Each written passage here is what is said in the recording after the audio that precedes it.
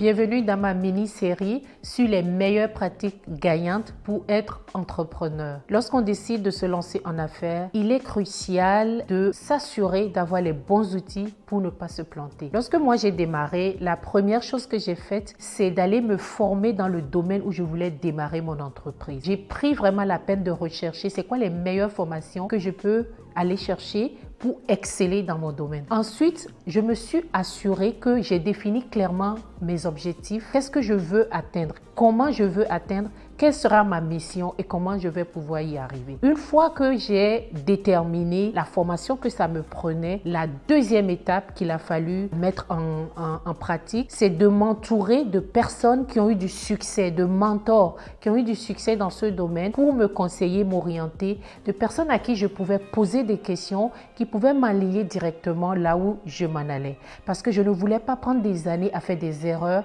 avant d'apprendre.